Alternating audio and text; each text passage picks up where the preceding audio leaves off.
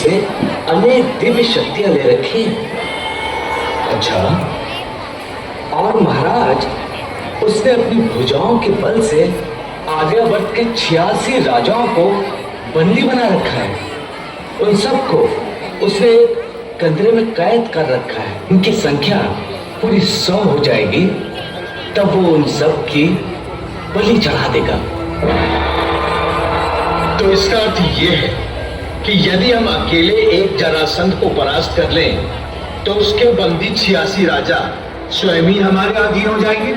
निश्चय ही, परंतु इंद्रप्रस्थ के पास इतनी बड़ी सेना ही नहीं है कि मगध राज्य पर आक्रमण करके उसे हराया जा सके।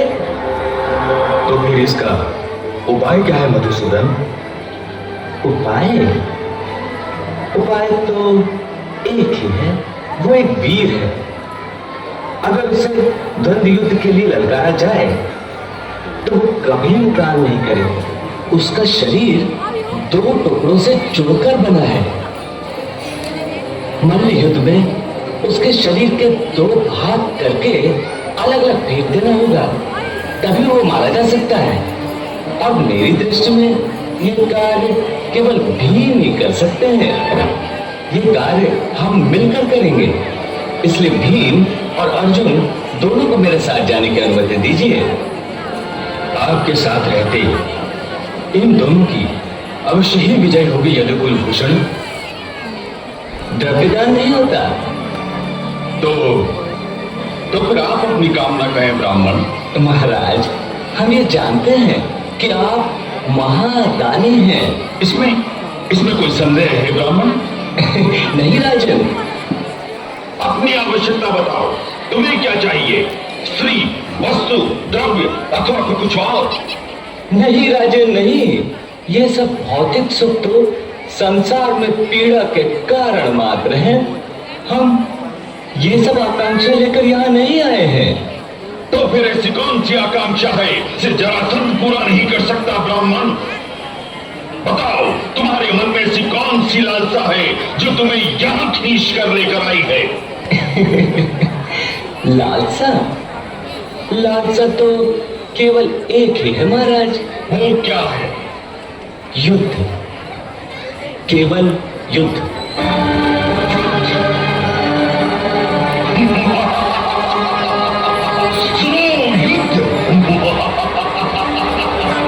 तुम लोग ब्राह्मण हो या ब्राह्मण के वेश में कोई और, पहले ये निश्चित हो जाए। इस समय द्वंद्व युद्ध की आकांक्षा करने वाला मैं केवल एक योद्धा हूँ। महाराज जरासंध के मुख पर युद्ध के नाम पर ये भय मुद्रा कैसी? ये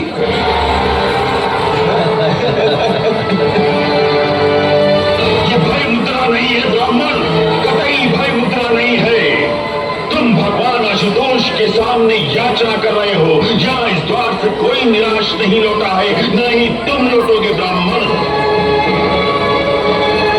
परंतु मैं ब्रह्म हत्या के पाप से बचना चाहता हूँ, अन्यथा तुम तीनों अब तक स्वर्ग की यात्रा करते होते ब्राह्मण, समझे? समझा। महाराज, आप तो हमारे इस वेश से भयभीत हो रहे हैं, परंतु ये वस्त्र तो हम कभी भी त्याग कर सकते हैं। क्या तुम अब तक जरासंध की भुजाओं के बल से अपरिचित थे ब्राह्मण? मेरे कारागार में बंदी 86 राजाओं को मेरे बाहुबल का परिणाम ज्ञात हो चुका है ब्राह्मण। वो मृत्यु की प्रतीक्षा कर रहे हैं। मेरे विचार से जो क्षत्रिय बाहुबल से हीन है उसे शासक होने का अधिकार कदापि नहीं है, समझे? इसीलिए तो हम आपके बाहुबल की परीक्षा के लिए यहाँ आए हैं।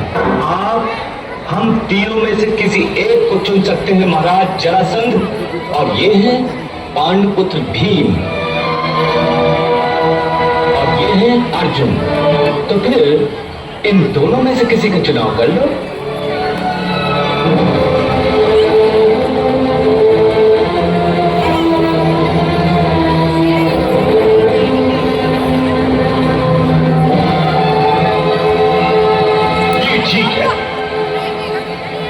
परंतु ये दुर्बल शरीर वाला अर्जुन, ये क्या मेरा सामना करेगा?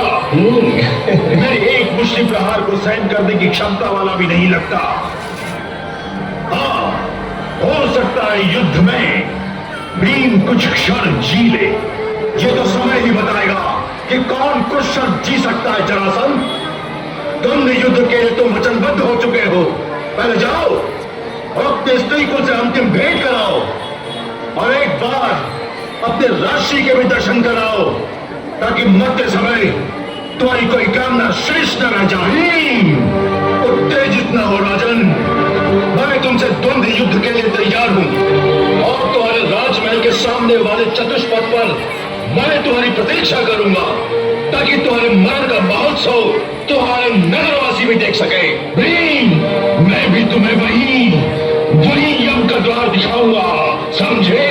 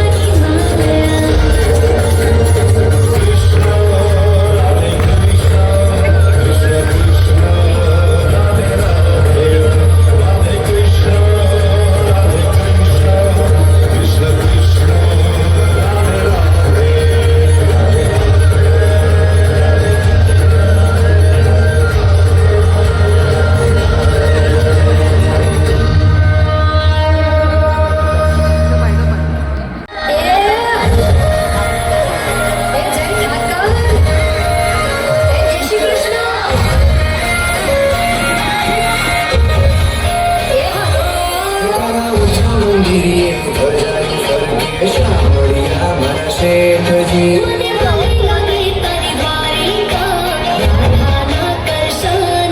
ओ माधव मारा मोहन जी काळा काळा काळे